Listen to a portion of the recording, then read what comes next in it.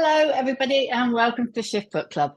As you all know, I'm Sam Baker, and I'm delighted to be here tonight to talk to Emma Flint, author of February's book club pick, Other Women. I've been a fan of Emma since I read her debut, Little Death, back in, oh God, it must have been, what was it, 2016, 2017? You read it in 2016, yeah. God, how time flies. And then again, back in 2017, when I was on the judging panel of the Women's Prize, for which Little Death was longlisted, it was, sorry, I'll just stop while I let Jane in. Great, where were we? It was longlisted for Women's Prize, and it was also longlisted for a whole bunch of other awards, including the CWA Gold Dagger, the Desmond Eliot Prize, the Guardian's Not the Booker Prize. And I don't know if anybody's read Little Death, but we might talk about that a bit later on if we have time. What we are here to talk about is Emma's second novel, Other Women, which is based on a murder that took place almost a century ago. And like Little Death, which was also based on a true crime, although that one took place in 60s New York, it examines the way in which women were, and arguably still are, judged and found wanting, both by society and by the judicial system, by whether or not they qualify as a good victim. Other Women is set 6 years after the end of the First World War. The country is in mourning, and those men who didn't die are returning from war to find that their jobs have been taken by women, and those women who are neither wives nor mothers, nor young enough to have hope of becoming one, are in the most precarious position. Beatrice Cade is one such woman. Kate Ryan is a loyal wife and mother, and they are linked by one man, Tom Ryan. Kate's husband, Beatrice's lover, and it is no spoiler to say, and please put a note in the chat if you haven't finished it. Don't know what we're going to do about that, but it'd be good to know. It's no spoiler to say that he's the man who's on trial for her murder, Beatrice's murder, that is. But there's a lot more going on under the surface, as we'll discover. Thanks for coming to Shift Book Club, Emma. It's really lovely to have you here. Thank you for having me, and hello, everybody. I can't see your faces, but I can see your names. You'll see their faces in a bit if they're not too shy to put their cameras on when we get to the audience questions. Oh, Jane hasn't finished. Okay. Oh, Jane hasn't finished. Yeah, we did have a little bit of a problem with the books. I don't know whether you know about all this, but the books didn't go out, or they did go out and they got lost. And oh dear. Yeah, so there's a few people who either didn't get their books or only got them in the last couple of days. Okay. So they've been speed reading. Okay. But before we start talking about Other Women, tell us about your, how do we put it, fascination with true crime. Well, I was going to talk about my fascination with true crime, but I've just read Fleur's comment saying that she read it in 3 days, and I've heard this a lot about Other Women. And I think we're all fascinated by true crime. Yeah, no, that's true. I was thinking about true crime last night and about what interests us about it. And I mean, for me, I think I find crime interesting because you know how everybody's had this moment where we've all had real extremes of emotion, right? Where we've said, oh God, I could have killed him. I was so angry, I could have killed him. Or I was devastated. People who kill, to me, are people who are able to live with that extreme of emotion, that extremity of anger or, revenge or greed or whatever it is that makes somebody kill. And I'm not talking about spur of the moment crimes. I'm talking about the kind of murders that we're really interested about, the kind of stuff that Agatha Christie was writing about, where somebody's planning it and carrying it out, and then it doesn't end there because they live with it afterwards, don't they? They live with they have to lie about it and conceal it and cover it up. So I'm interested in those extremes of emotion, but I'm also interested in crime as a sort of, I guess, as a way of telling stories. I think a crime novel, whether it's based on a real crime or not, it's a really lovely way. Lovely. It's a really good way to look at stories. So you have to introduce the characters, if you think of a typical Agatha Christie novel, you've got all the characters lined up, they're all introduced, all the relationships are introduced. Someone's killed, so the tension's mounted, and then there's another murder, or there's an attempt at another murder. Tension keeps going up.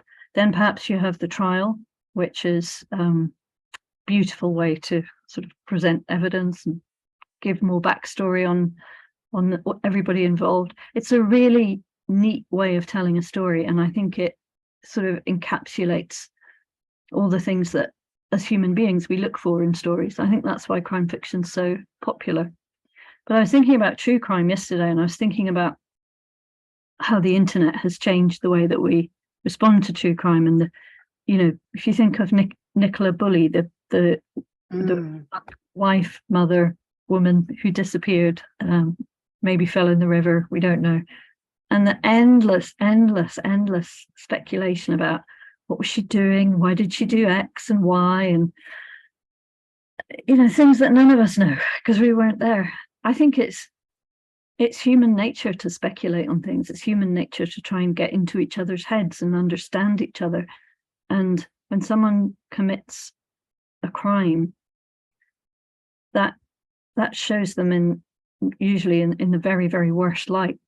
And I was thinking about not just Nicola Bulley, but I was thinking about other cases that perhaps were really high profile at the time, like the Meredith Kercher murder in Italy, and the Amanda Knox and Raffaello Solicito trial, and also the Madeleine McCann abduction. And how I know we had the internet at the time, but it was sort of in its early stages, and we weren't having the same kind of conversations that we are now, where you don't consume the news in the same way now that you did then. And I was thinking what a difference it would have made if we'd had Twitter and TikTok at the time of those two cases. And I don't really think it's made I don't think it shows humans in their best light, but I do think it really, really demonstrates how curious we all are, and how much we like to second guess each other. And we didn't also then have true crime podcasts, did we? Which no, we didn't. Which, yes, have also completely changed the narrative around it. I was thinking about when I was a teenager and I first started to read true crime, and I used to go into bookshops, and I don't know if any of you are fans of true crime, but I used to read Anne Rule, who was an American journalist based in Seattle. Wrote what I think is probably the definitive book on Ted Bundy, because she knew him personally. And there was a guy called... Sorry to interrupt. It is an amazing... If anybody is remotely interested, it is an amazing book. And and I will go on to talk about Ted Bundy more, because the Ted Bundy case... You can't wait, can you? But yeah, Anne Rule, and there was a guy called John Dunning whose books I used to read, and they were black covers with lurid red writing, and usually a dead woman or a knife, or I'm going to get one. Live demonstration. That's the Anne Rule. Yeah, I mean, look at the eyes there. Oh my God, yes, I had my hands over the eyes. There's a treat for you all. So yeah, anyway, I think, and then I was also thinking about, you go all the way back to the earliest stories. Look at Bible stories about murder. Look at Shakespeare. Macbeth was based on a sort of early British history that he read. We're all fascinated by murder, I think, because it's the worst thing that you can imagine, and we all want to know how we'd react. And I was reading as well that, I know it's not true crime, but I was reading that cozy crime soared in popularity during lockdown. And I think the sort of neatness of that, the sort of, if you take somebody like Agatha Christie, Miss Marple, the bad guy pretty much always gets caught and punished, and there's often like a pair of lovers who get married and live happily ever after. It's all very neat and tidy. And when the world is chaotic outside, you want neat and tidy in what you write. And also the other thing I wanted to say, don't forget the true crimes that we read about. They're the ones that we know about. They're often the ones where they've caught somebody. Not always, but often. Yeah. I read somewhere a few years ago that there's, and I don't know if this is true, there's something like 30 or 40 serial killers operating in the world at any time that we just don't know about, because most of their victims are homeless or prostitutes or drug addicts, kind of people who don't get reported missing. And so basically nobody is sleeping tonight now. Good. Thanks for that, Emma. But I suppose the opposite of tidy and cozy really is other women, isn't it? Because I mean, somebody in the book club was saying to me the other day that they inhaled the book but left them feeling like depressed. And I didn't feel depressed. I felt angry actually when I finished it. And I still do, I think. How did you feel writing it? So I don't write in order. I suppose that's the first thing to say. So I don't start at the beginning and finish at the end. I wrote Beatrice's narrative first, and I wrote the ending very early on. I wrote the last chapter early. I always knew how it was going to end. So my responses would have been the same as yours, but in the wrong order, if that makes sense. What I wanted with this book was to, and I'm not spoiling it, by the way, was to leave you with a feeling of rage and sadness that someone like B, someone with a full, rich life, had gone. I wanted you to feel an absence because she was dead. Because I think when we're consuming true crime, we often forget about that. You know, if we were all perfect people, and I'm including myself enormously here, if we were all perfect people, we'd feel that every time we read a true crime story. We'd feel that about the victim. But in lots of cases, the media focus or the Netflix focus, whatever it is often on the killer. Because they're the person, because they're the person that we know most about, and they're the person who is, you know, that they're like a snake in a cage. It's like looking at a deadly snake. This person's killed someone and we've trapped them, we've caged them, and we can look at them and we can study them now. I don't think, I was talking about Ted Bundy. He was executed in 1989, I think. And nobody really knows how many people he killed. He killed sort of women in there. His youngest victim was 12, and she was his last victim. She was the daughter of a police officer who was kidnapped in a car park. But he killed women from, I want to say, maybe 17, 18 up into mid-late 20s. And I've done lots of events talking about other women, and I've talked about Ted Bundy, and everyone goes, and I say, how many people in here could name 3 of his victims? And I think that's really telling. I think it's really telling that if you've read it, the book that Hallie Rubenhold wrote about Jack the Ripper. Yeah, she called it The Five, because it's about the 5 victims. And there was such a furore about it, because no one had ever done this before. No one had looked at them before in that much detail. But that's I think what you set out to do, isn't it? I mean, it's what you did with Little Deaths, and it's what you do with other women. And Mel is saying The Five was brilliant, and I agree, I absolutely loved it. It was. It's that kind of to give voice to the victims and the other women who were affected by the crimes. So is that how do you start out? With other women, did you find the trial, to find the case and then decide to write the book, or were you looking for a case where you wanted to bring the women to life? So I read a huge amount of true crime in my teens and 20s. So I've got so many stories in my head that unfortunately I don't need to look. They're all there. I've got lots and lots of other books planned out. So with this one, I think I think every author starts with a question. And my question with other women was, why would this woman, Beatrice Cade, Emily Kay was her real name, why would this independent, intelligent, financially independent woman with this rich, interesting life, friends, good job, really good job with prospects. She had everything going for her. She had hobbies. She'd not been in London that long. She was still discovering London. She was 37, which in 1924 was older than 37 is now. So I think of her as roughly my age, kind of mid to late 40s.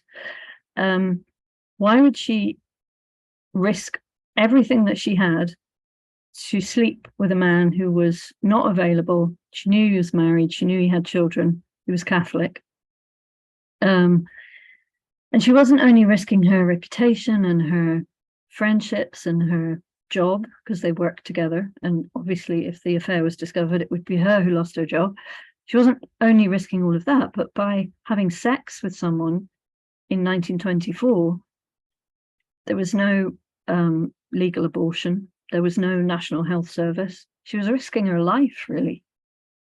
I thought, why would a woman like that risk everything she had? Like, what was it about this man, or what was it about the relationship, or what was it about her life that made her want to take a risk like that? So that's where I started. I started with Beatrice, and I wrote her narrative first. I wrote about 70,000 words. And again, I'm not giving you any spoilers because you find this out very, very early on. But she obviously can't tell the whole story because she ends up dead. So I thought, okay, I need someone else to tell the rest of it. Who do I choose to fill in the gaps? And I thought about the police officer who's in charge of the case, who I really like. I dug through all sorts of secondhand book websites and found his autobiography. It's so boring. He's a nice man, but the most boring book. And then I went to bed one night thinking about this problem. Who's going to tell the rest of the story? And I had a dream about Tom's wife. And in my dream, she phoned me up, and I couldn't hear what she was saying, but I could tell that she was trying to talk to me.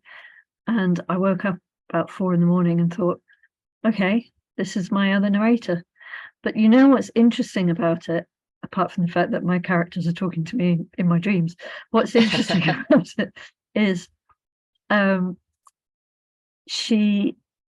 was nothing about her in any of the press that I read. I found one tiny, awful photo, like really unflattering, terrible. And I know people didn't get many photos taken then, but tiny photo. And I found her date of birth and date of marriage in census records, and that was it. And I went to the Sussex archives and I found the statement that she gave the police.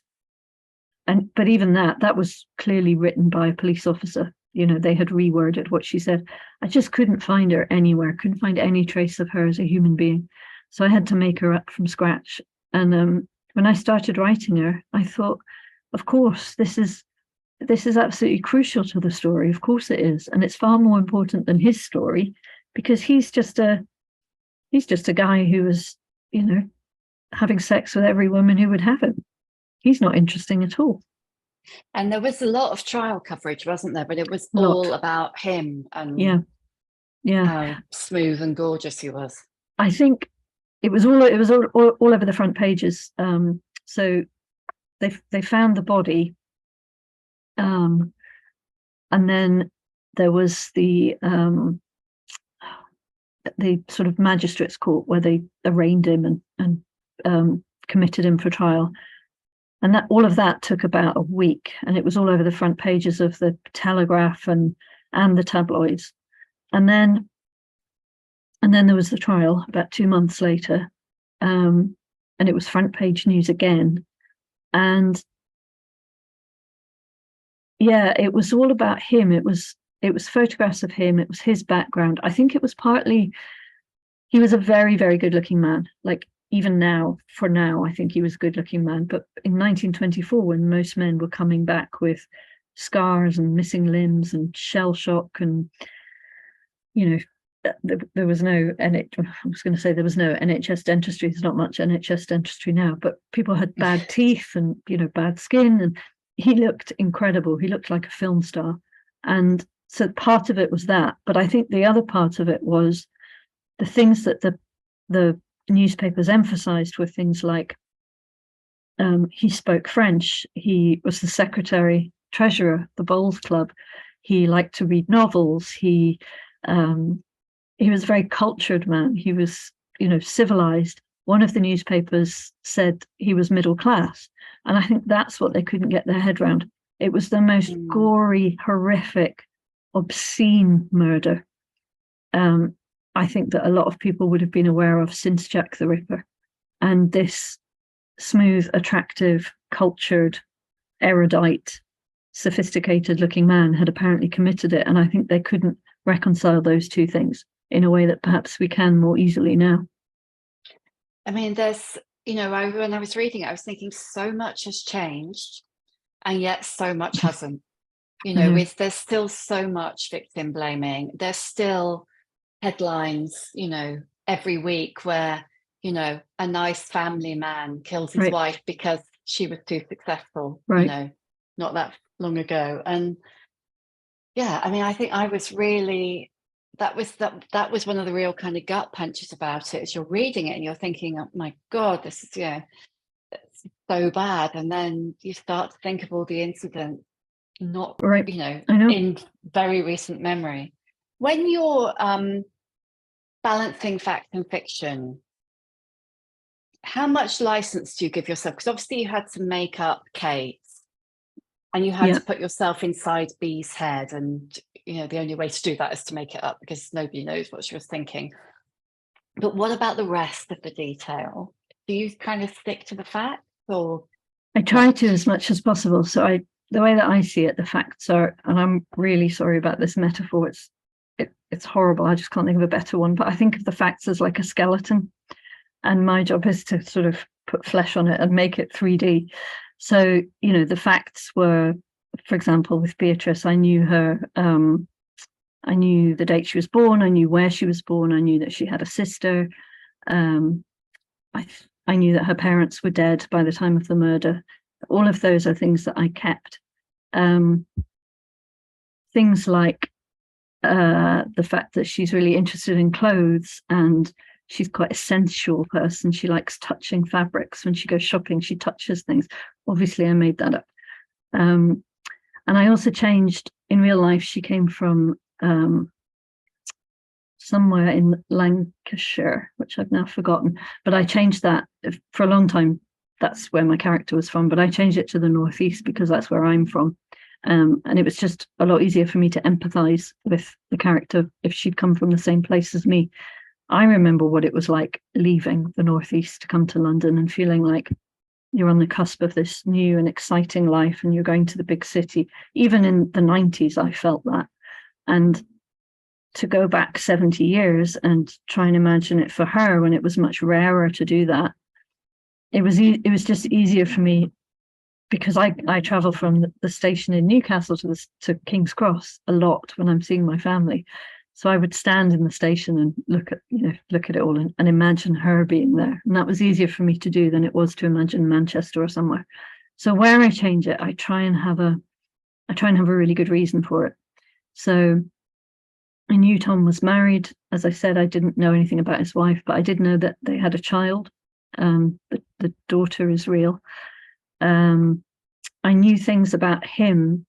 I'm going to try and say this without giving anything away. There's a speech that he makes in the trial where he talks about how unfair the trial is.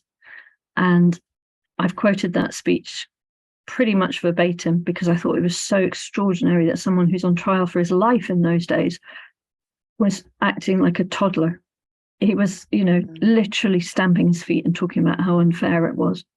And that, for me, was the way into his character. I thought, okay, you've got this man who is posturing and preening and arrogant and really believes he's going to get away with murder. And he has a little temper tantrum because it's unfair. I mean, one of the things that I really loved about the way that you reveal him to us at the same time as the scales fall from Kate's eyes, even though I think the scales have been kind of self-inflicted. I think she's put them there, but I suppose it's not too much of a spoiler to say, you know, she reached the point where she can't keep them there anymore, and that he kind of his true self becomes revealed as through her. Would you?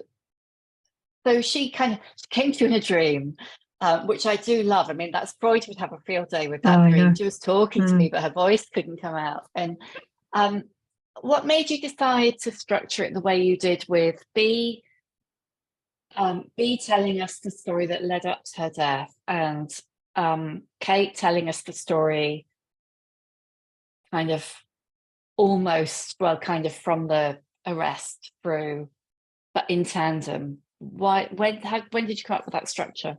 So initially, after I'd had the dream, I wrote it in two halves. So the first half ended with B's death, and the second half opened with the trial. And then pretty much very, very shortly after I finished that draft, we went into lockdown, and no one was writing anything, and no one was publishing anything, and you know, the world had gone mad. And I rented an office really close to where I live, because I can't write at home. And I was looking at the structure of this novel, and I'd had some feedback from various people that it wasn't working. And I realized that I had to, in fact, I think it was friends of mine who said that I should try weaving it together. So my lockdown was spent in this office with no windows. Horrible. Nobody else was ever in the building because it was lockdown. So it was always dark and creepy. No windows, no daylight. And I printed out, at that point, I think it was about 400 pages of the novel, and just blue tacked them to the walls and the ceiling. It was like being in some kind of lunatic asylum, actually.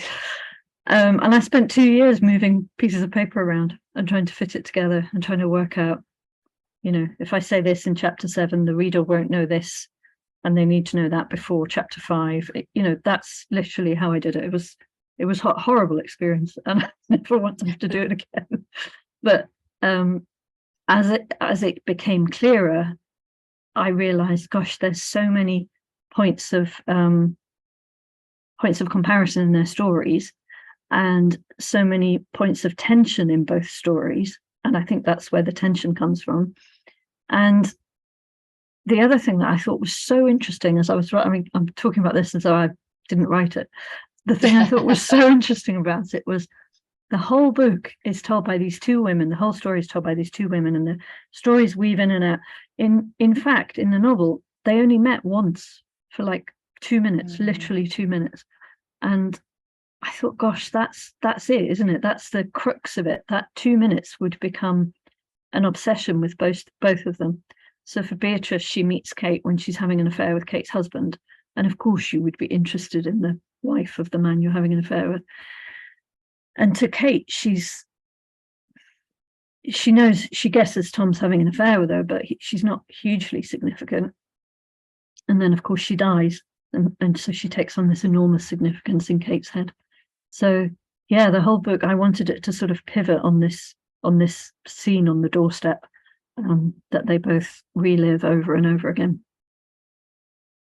I mean, as well as being a book about that crime, it's really a book, isn't it, about the place women found themselves after the First World War. You know, there's right at the beginning, you write about the 3 types of women, and you know, the kind of the young ones who we'll just put them over there because they're not really relevant. This isn't the story about them. They just they pop up occasionally, but it's really about the 2 other types. You know, you put it, the islands of older women who are kind of constantly pitted against each other. You know, the wives, mothers, and widows. The kind of I suppose the kind of Virgin Marys, if you like. who've sacrificed and earned deference, and that's Kate and Jane, Bee's sister, and then the rest of them who are like the more invisible, as you put it, Mrs. without youth, middle-aged without wedding rings, which I just thought was such a good way of putting it. But the way that they each envy the other. I mean, not absolutely overtly, but they're both defensive of their own positions, which I think actually distills down to being threatened by the other person and envied by them. And you see that with Jane and Bee, and the way that Bee and Kate talk about each other. But that kind of, I don't know, that distillation down to your relationship with a man, which is, I mean, it's still very much in evidence, you know, with your relationship to your fertility. But it was really fascinating to see it in the light of the post-war period, when women have actually kind of crept out of that through maybe necessity. But I thought it's such an interesting period because you have this whole, I want to say class, but I think it cut across all classes. This whole generation is better of women, where, you know, women of Kate and Bee's generation, my great grandmother's generation, were brought up to think that they would live a very, very similar life to their own mother. They would grow up. They would perhaps get a job for a couple of years. They would get married. They would have children. That would be their lot. And they were brought up to, you know, manage a home, not to manage an office or manage other people. And then with all of the men who were killed in the First World War, suddenly that just wasn't an option anymore. And I wondered what it would be like for someone who had grown up expecting that future, almost knowing what your future was going to be, because it was sort of panned out for you in a way that I think is very difficult for us to imagine nowadays. There wasn't choice then. What it would feel like to suddenly have that future removed, to have it taken away from you, but not to be able to express it, because that would be selfish, because you haven't lost anyone. You can't grieve openly. I remember reading an awful, awful thing when I was researching this book, which was there was a service in Westminster Abbey shortly after the end of the war, and there was a section of the Abbey at the front, which was reserved for women who'd lost every male member of their family, and there were dozens of them. And I'm not, you know, I don't sympathize more with one than the other. I think that degree of loss is just, it's unimaginable. It's horrific. And, you know, even if, you know, these were women who'd lost, for example, all of their sons and their husband. And I just can't imagine what that would have been like, but also to not be unique in it. I think that's the really odd thing, that wasn't a unique position. So yeah, I think the position of women who had worked during the war and then were expected to give their jobs up if and when the men did come home. Beatrice considers herself really lucky to have a job. But yeah, she's given these sort of, I hope they're not caricatures, but she's got these role models. She's got her sister who's a wife and a mother and who's planning her daughter's wedding. She's got an older woman in the office who hasn't been married, but Beatrice finds her very stuffy, and as soon as she meets Tom, she realizes that isn't what she wants, even though she maybe thought she did. She lives in a ladies' club in Bloomsbury, which again was a real place. I found it in the census records, and it's also in the trial transcripts. She lived in this, what was called a Green Cross club. And I think from what I can remember, the Green Cross was the ambulance service. So it's possible that she actually drove an ambulance during the First World War, although I couldn't find any record of it. but she lived in this ladies' club in Bloomsbury with these other women who'd been part of the Green Cross Club, and I couldn't find any information about any of them, so I made them up, and I had a blast doing it. Yeah. Can you imagine what it would have been like? Like, some of them are young and they've come to London and they're experiencing freedom. They want to be singers and dancers and bohemians and artists. And there's a woman called Ellen who's like sort of she describes herself as she doesn't like the word, but she says, people call her a blue stocking.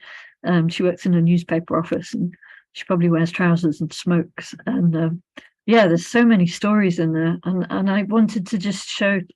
I mean, I could have written whole novels about some of them, but I just wanted tiny snapshots of the possibilities that were open to women. And Bea has all this life around her and in front of her. Even if she just has a fairly boring job in an office, she's surrounded by all this life and all these possibilities.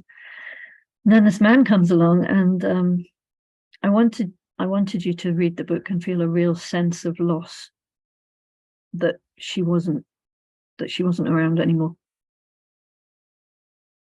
I think that those women, they lost so much, didn't they? I mean, they're the ones who literally lost, Bea lost her brother, and the women who lost all the men in their families. But so they lost that kind of laid down way of life that they were expecting. But they also then went into the workplace and found a new way of life. And then that began to be taken away from them again. And it actually happened after the Second World War too.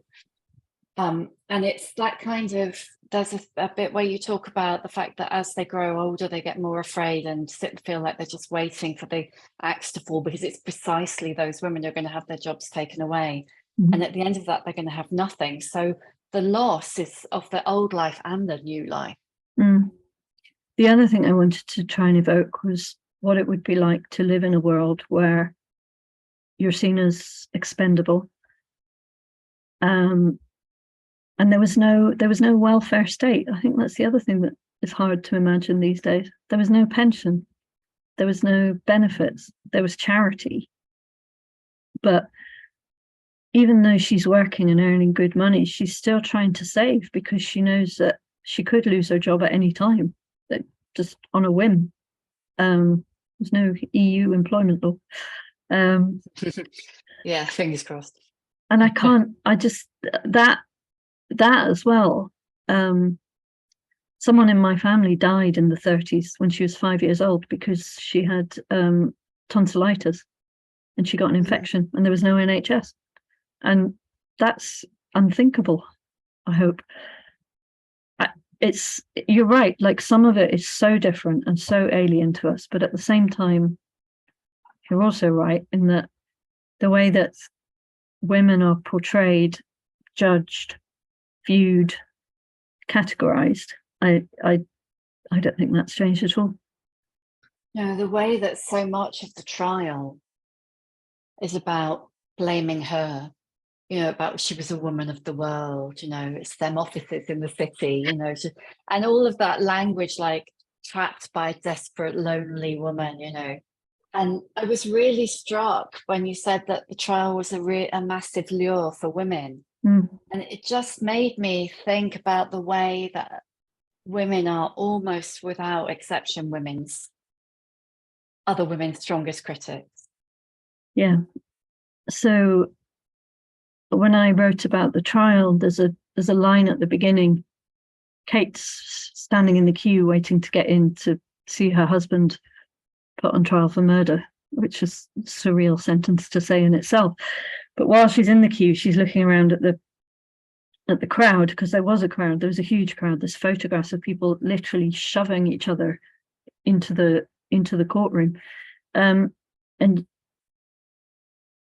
in my narrative, most of them were women. I'm not sure proportionally how many were women, but it was the women that the newspapers reported on. So when you read the newspaper stories, it feels like they were mostly women, because I think to the newspapers it was shocking that women of all classes, upper class women who should have known better, and lower class women who should have been kept in their place. They all went to see the trial because of this incredibly attractive man. And when I was writing about the trial, I really was thinking about Ted Bundy. So he was another very attractive man who used he looked normal, whatever normal is. He looked charming. He was charming. And he pretended that he would pretend that he had like a broken arm, or he would have a crutch or a stick or something, and he would ask women for help, putting something in his car or carrying something. And he could be incredibly charming and really engaging and magnetic. And as I said, he killed women from the age of 12 up into maybe mid to late 20s. Most of the women that he killed looked exactly like his first girlfriend. They were very pretty, beautiful faces, long, straight, dark hair, parted in the middle. I watched a documentary on Netflix, and there was a reporter outside the courtroom, and the queue to get into the courtroom was full of women in their early 20s, late teens, long, straight, dark hair, really beautiful faces. That's what I was thinking of when I wrote the trial scenes. What is it that fascinates us? And when in the Bundy documentary, the reporter was saying, he said something like, why are you here? Why have you skipped college to be here, or work, or whatever it was? And the woman he was speaking to said something like, I just feel like no one understands him. I thought, gosh, that's like, even when you sat through the trial, you've seen the horrific evidence of what he did. Some of them were angry because he got married. He got married during the trial. He proposed to his girlfriend and she said yes. And I believe, I forget, I think it was Florida. In Florida, that means they were legally married. And they were angry about that. They weren't angry about the victims and the horrific photographs and the poor survivors who were in court giving evidence. And yeah, there's something about true crime, and I think people just didn't want to believe it of him because he looked so normal and so attractive. And that's what I was trying to get across in these trial scenes, that he's there's lots of women in the trial scenes in the novel who are not even identified. They're just women who Kate sees, and she's kind of watching them. And as she realizes what her husband is really like, she's watching them with this growing sense of horror that they're all taken in by him. Yeah, it's those scenes. I mean, I'm just kind of replaying them in my head now, with the women sitting around his poor wife, Sighing. basically, and sighing and saying how misunderstood he is, and gazing at him, and And interestingly, the thing that made me think of Bundy when I was writing, there's a photograph of Ted Bundy, which I think is on the cover of one edition of the Anne Rule book. And it's the moment where he's found guilty, and he's got his hand like this, and he's in the photograph, he looks like he's screaming. Apparently he was furious when he was found guilty. He looks like an animal. And I was thinking about this, and then I found a photograph of Patrick Mahon, who's the real Tom Ryan. That's the name of the real man. A photograph was taken of him just before he was found guilty.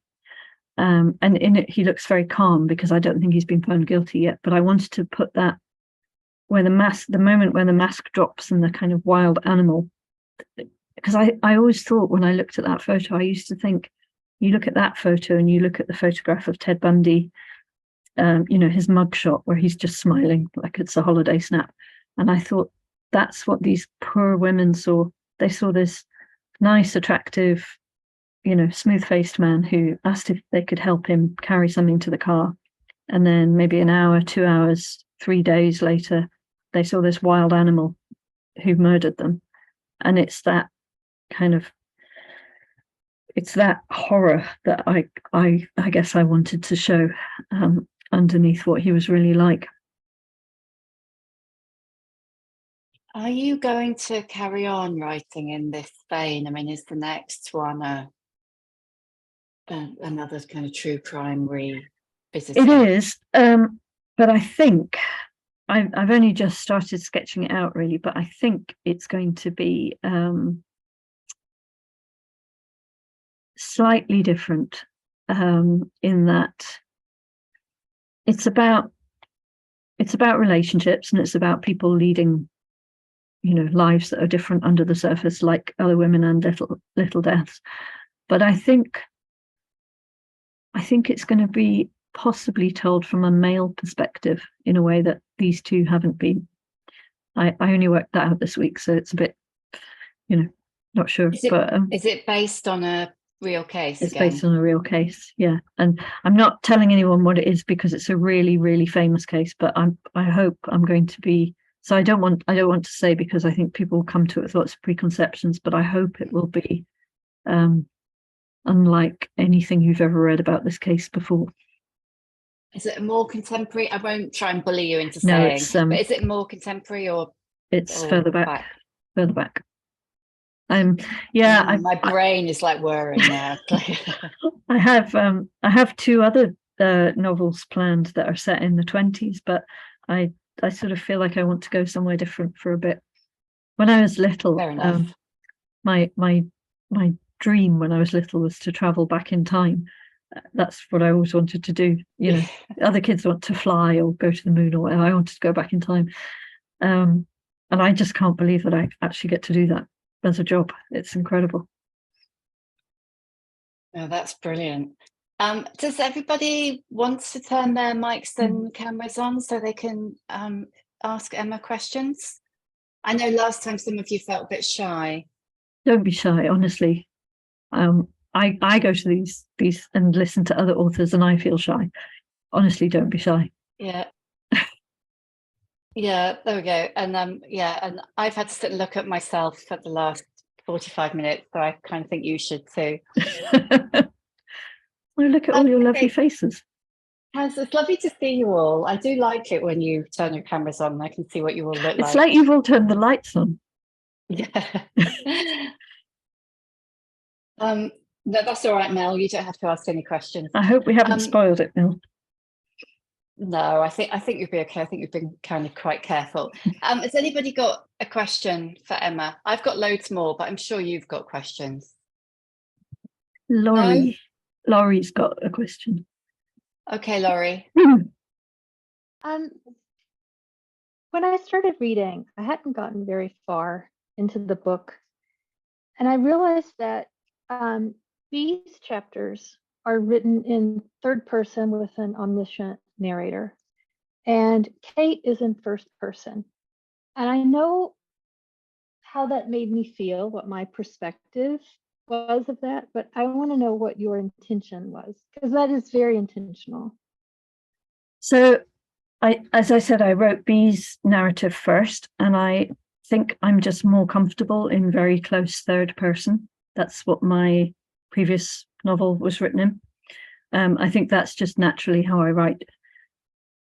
I started out writing Kate in third person as well, but I was a bit worried that they would be too similar, because they're both, lower middle class women, same period, obviously roughly the same age, and I wanted their voices to be more distinct. So I moved to the first person for that reason initially, but then as I kept writing, I thought, no, I really have to be really inside her head, like really deep inside her head, because I have to know what she's thinking all the time as she's sitting in the trial. Like, I don't want to see her from the outside. I want to know exactly what's going on in her head, and also what she's thinking about her husband. So it felt like I could reveal more about her inner life in first person. And I don't know, maybe I felt more free to write in the first person. But what's interesting is I listened to the audiobook, not all of it, because I know what happens, so it'd be a bit weird to listen to the whole book. But I listened to some samples of it as they were recording it, and I listened to Bee's narrator first, and I thought, oh, that's lovely. Like, she has a Northeast accent, which is the accent I grew up listening to when I was little, and it was really lovely to hear that, and it felt really familiar. And then I listened to Kate's narrator, who was in the first person, and it was like Kate was talking to me. I've never had it was like hearing a ghost. It was the hairs are standing up on the back of my neck now as I think about it, because it was first person. It was like hearing that woman talk to me from 99 years ago. And I don't know why. I think the only difference was that I rather than she. Do you think did you end up feeling it was more important to give Kate a voice than Bee? I think Bee's story was so easy for me to write. I wrote those 70,000 words really quickly. The struggle was working out who knew what. The struggle was the structural stuff. So because Bee came to me like fully formed, and I knew her story, and I knew how it would end as well. I knew how it would end, right from the beginning, as in I knew, again, trying not to give anything away, I knew how she would feel at various points towards the end of the story. So I felt like I knew her inside out and back to front before I started to write Kate. So I think because of that, I don't know, I suppose I was a bit, I don't have children, so I'm allowed to say this. Imagine you have a first baby, and you absolutely love and adore that baby, and you think it's going to be your favorite. And then you have another baby, and you kind of compensate because you don't want that first baby. You don't want the second baby to feel left out. That's a bit how it was. Laurie, how did it make you feel? You said you knew how it made you feel. How was that? I'm not sure if it's because the book starts with Bee. Maybe that's why, but as I was reading it, I felt very like in tune with Bee. Like I felt kind of attached to her. And less so with Kate until further on into the book. Then, and I think the first person had something to do with it, that I started feeling more attached to Kate, especially she was kind of wrestling with The dilemma. Right. Yeah. So I think that's deliberate, in the sense that certainly in the first half of the book, you get far more of Bee in terms of word count. So you're inside her head more. But then Kate I wanted Bee to sort of fade out and Kate to fade in because of the death. And also, I think by the end of the book, you have to be completely in Kate's head.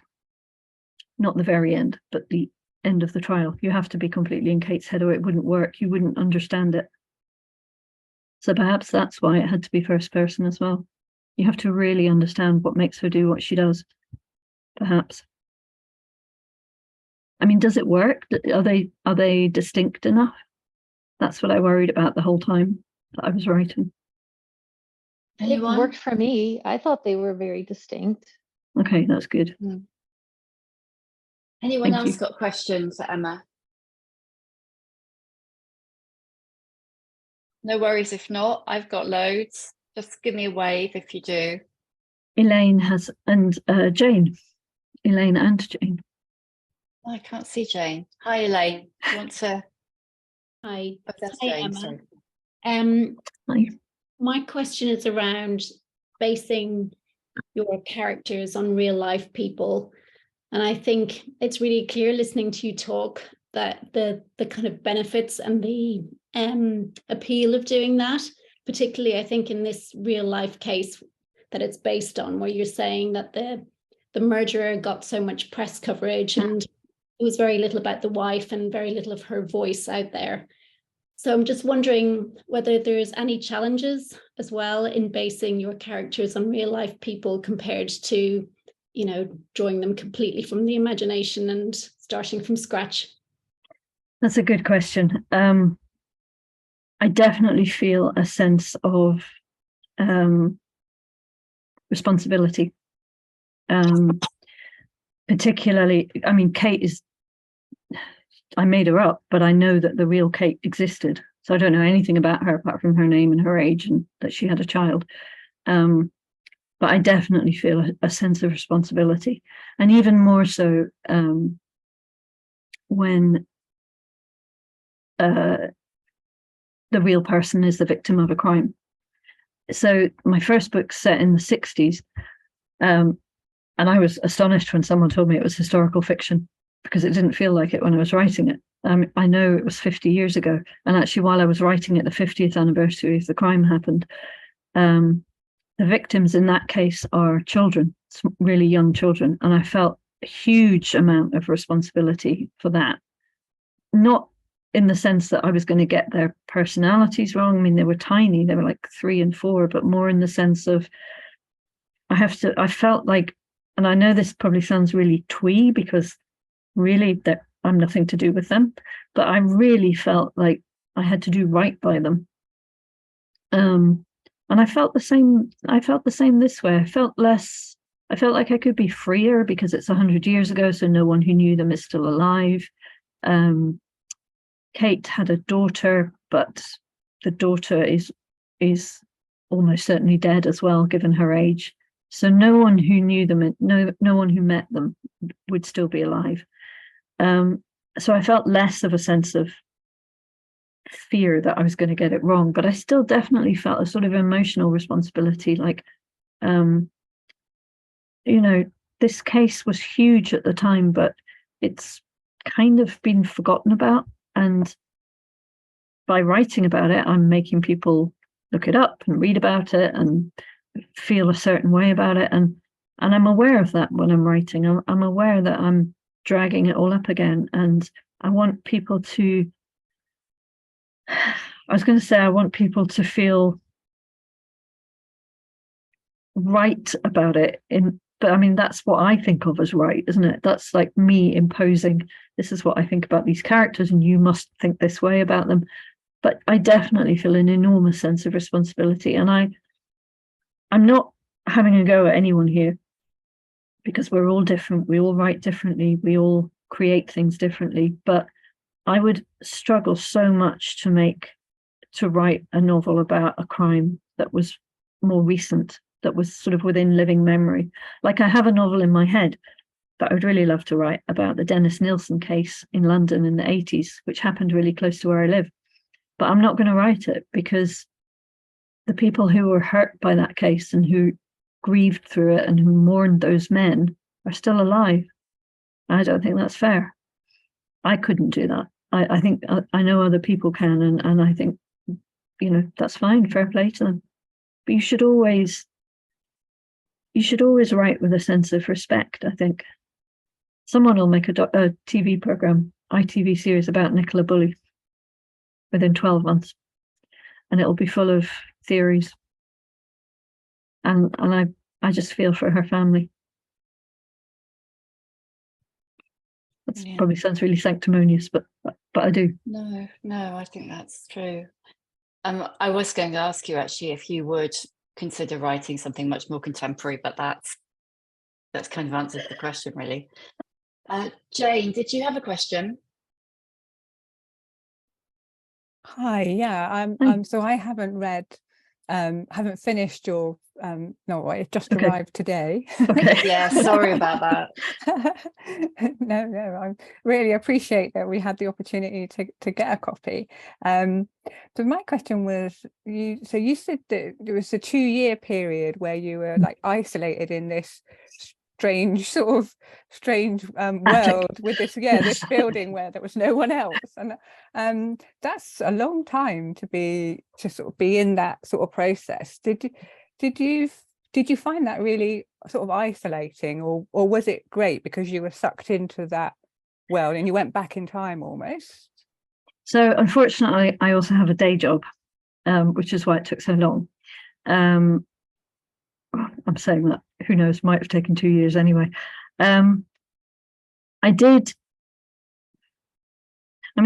was a funny period. I struggled to write anyway because the world was so strange, and I realized that like probably most authors, I'm hugely introverted, but I need to be around people. It's very hard to write from a completely blank canvas. And I wasn't seeing anyone, or, going to exhibitions or being out in crowds or anything like that, all the stuff that really inspires me.